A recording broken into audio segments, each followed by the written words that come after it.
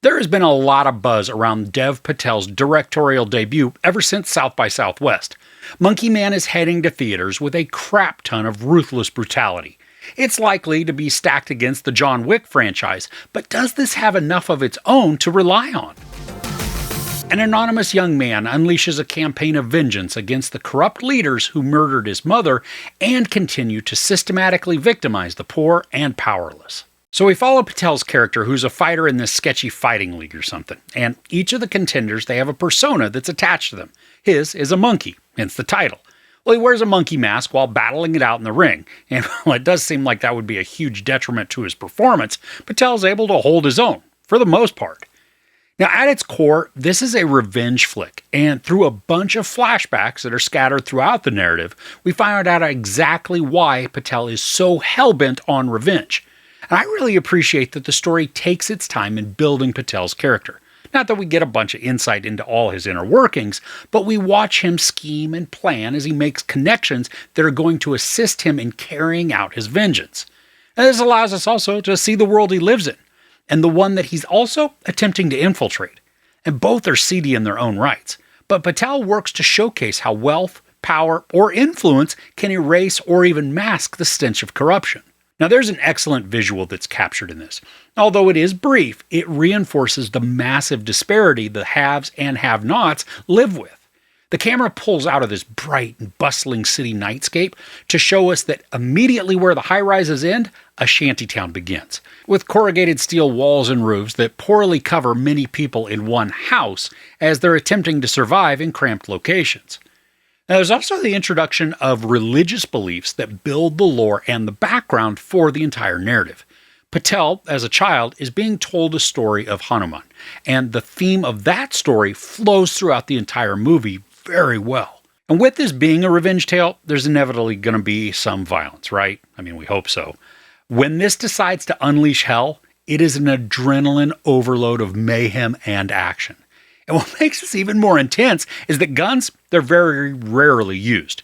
I mean, they do have their place, but more often than not, the weaponry is either stabby knives or improvised weapons like bar trays, sinks, even frying pans. Who knew, right? Well, a lot of the fight choreography is spectacular to watch. There are long shots where the camera moves back and forth around the chaos so that we can see each blow land in an uncut motion. And like one scene that takes place on top of this bar, it's a beautiful shot also. Patel is standing on the bar with this massive backlit wall behind him as he takes on attackers that are both on his left and the right. And as he alternates between the foes, the camera pans accordingly.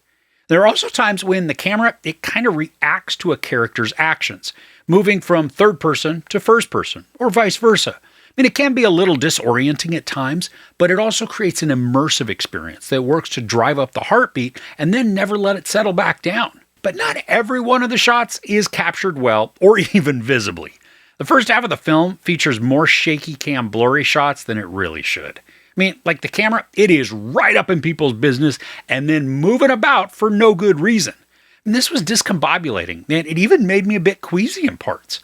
Plus, we just can't see what the heck is happening.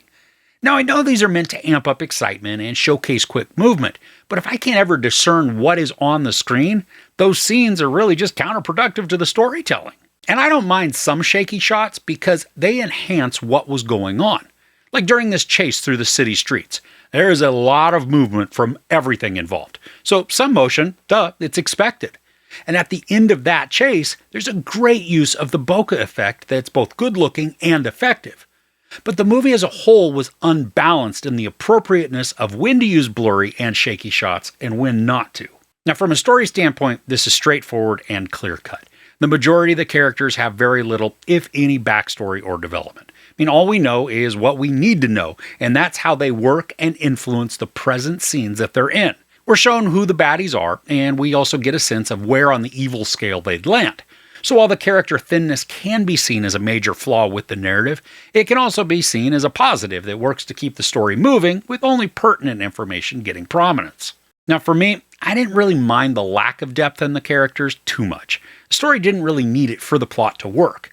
It is a little surprising though that for a movie that's right at 2 hours, there isn't much backing on the players. And that means instead we get visuals to craft the details. And some of this works, some doesn't though. I mean, for instance, a woman catches Patel's eye in the club that he's working at. She's certainly not in a good spot, but the focus on her is strange, since she's unknown to us and has almost zero influence on the story. There's also a storyline in here that really wants to tell a cautionary tale or maybe provide social commentary about religious influence on people in power. Now, there are small hints and even some arcs that go a bit deep with this line of thought, but when it comes to antagonists and how they fit into the narrative, the plot doesn't deliver the goods. So overall, Monkey Man is a powerful first entry for Dev Patel. The film shines in some creative camera work and excellent fight choreography, using long takes along with unique angles to enhance excitement and energy. The violence is unwaveringly vicious and doesn't shy away from showcasing extreme bodily harm. But the film is weakest in character development and an overuse of shaky cam footage that blurs the sequences into vague and frenetic disarray. The narrative also suffers from uneven pacing, causing segments to drag while others speed by. Now, despite the shortcomings, this was still a thrilling watch, and it will certainly scratch the itch if you've been missing hyper-violence like John Wick. There is sex, nudity, a lot of profanity, and then a boatload of ferocious violence. I give Monkey Man 3.5 out of 5 couches. So if you've been looking forward to seeing this revenge-fueled fight fest, what are some other hyper-violent movies that you like to watch? Let me know in the comments below. If you enjoyed this review, please give it a like. Also, don't forget to share and subscribe. I'm Chris. This is Movies and Munchies.